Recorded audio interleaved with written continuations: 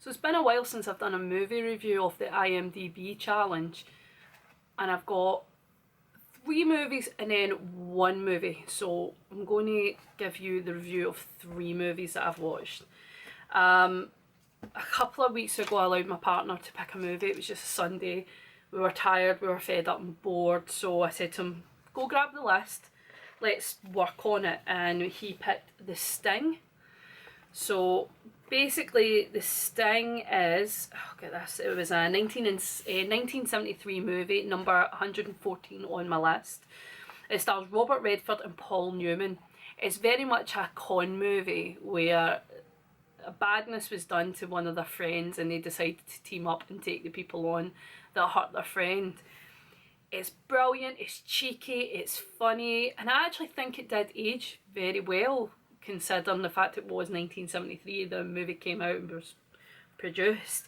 Robert Redford character I think was probably my favourite. He's cheeky, he's charming, and I loved it. The banter that goes on between him and Paul Newman is just fantastic. Paul Newman is some older con artist, and because the friend dies, Robert Redford's character goes to meet Paul Newman's character based on what the friend had told him before it happened. Fantastic. I mean, this is the thing that surprised me. I love movies. I am so passionate about movies, and I was shocked. See, when I started looking into facts about the movies that I've watched, I couldn't believe it. So the character that dies is Robert L. Jones. He's the father of James L. Jones. I mean, Mufasa himself. I know everyone would go for Star Wars in that one, but I mean, I am a child of the 80s, 90s, so Mufasa is, you know. Yeah, so it's got a serious mix of cheekiness, but you're like, are they going to pull this off? And then near the end I feel like it becomes like a bit of an espionage movie as well, where you're like, should so-and-so trust so-and-so? It's brilliant. It's such a good movie. I'm glad we did it. It was just perfect for a Sunday afternoon where you're not wanting to use too much brain capacity but still be engaged in a movie. Really, really good. There was a Sting 2 made, but I'm not going to go there. I watched a couple of clips and thought, no, I'm not going to taint Sting, the original movie. And another thing I also loved about the movie, given the fact it's 1973, the females in it, the female actresses in it, aren't your run-of-the-mill stunning looking women, but they grab the screen beautifully and they play a fantastic characters. So yeah, I found it just an utterly charming movie. Very old-fashioned openings, the message boards, things like that. You know, for a girl who loves movies, it just catched my eye, kept my attention. I'm quite pleased with it. Next 2 movies, actually, I have to say, came from my stepdaughter. My stepdaughter is absolutely, or shall I say the youngest one, is absolutely loves Studio Ghibli. And I mean, loves Studio Ghibli.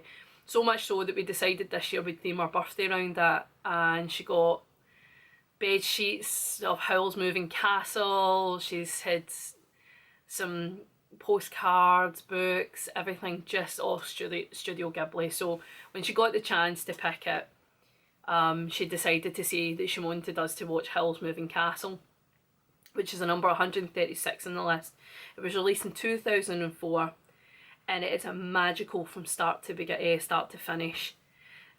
Now, I love voices, so that's how when it comes to like cartoons, I'm like, who voiced that?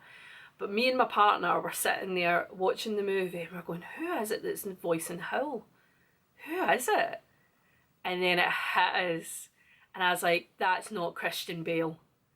Is that seriously Christian Bale voicing Howl? I mean, he's a beautiful, quite charismatic character. I know it's a cartoon, I'm sorry, right, but you know, get off my back. But Howl is very charismatic, and it's Christian Bale's character, like voice, and it's fabulous. It's a mixture between like steampunk, World Wars, beautiful Studio Ghibli cartoon. You know, the animation is just stunning, and being someone that loves Spirited Away, I don't know why it's taken me so long to watch Howl's Moving Castle. It probably might take the big spot for against Spirited Away for me. I loved it that much. Emily Mortimer, who's one of my favourite actors, she plays Emily, is it? Yeah, Soph. She plays Soph. She plays Soph. And I love Emily Mortimer. If you have ever seen Newsroom, she's just the best thing about Newsroom. I love that TV series. I've given out to several people to watch. Love it. Basically, it's about family and finding forgiveness. And who doesn't love a movie about that? But with a fantastic storytelling, you can't beat it. If you have an afternoon and you want something that's just exceptional, watch that movie. I adore it. Especially the Scarecrow and the story involving the Scarecrow. And, you know, the underlining story of it was it's fresh, it's unlike any of the cliche stories that you'll find. Brilliant, have a watch. And then the next one, so you'll need to apologise because I had to write it in my phone, the notes, because I'm not allowed to take notes when it comes to watching the movies with her, that's why the notes are a bit shaky. So I don't know what number this one is, but it was My Neighbour Totoro. I don't know why, I think I was expecting Howl's Moving Castle, because I've watched Spirited Away and now Howl's Moving Castle, but Totoro's completely different. It's not like them, even though it's the same, it comes from the same animation studio, obviously, or anime. It's good, it's subtitled, I have no issue with it at all. The music is absolutely stunning, very masterful, it's beautiful, easy to keep up, but it's more of a childlike story of growing up and having to deal with life outside of the bubble of childhood, like their mother being ill and in hospital, and their father and their mother still telling them stories about, you know, Totoro and everything, and then they discover Totoro and all these magical things happen. Favourite part for me, Cat Bus. Cat Bus. Sold. Love it. I think it's brilliant. Is it up there with Howl's Moving Castle? Nah. Maybe if I watched Totoro first and then Howl's Moving Castle, I might have appreciated it more, but still, brilliant movie. If your kids are you think your kids would be into anime, I would sit them down and watch this. It's so good. Yeah, I think my stepdaughter is onto something with the Studio Ghibli. I will admit to that. Anyway, I will get on to the next one. If you enjoyed this video, please feel free to like, share, subscribe and comment, and take care till next time. Bye.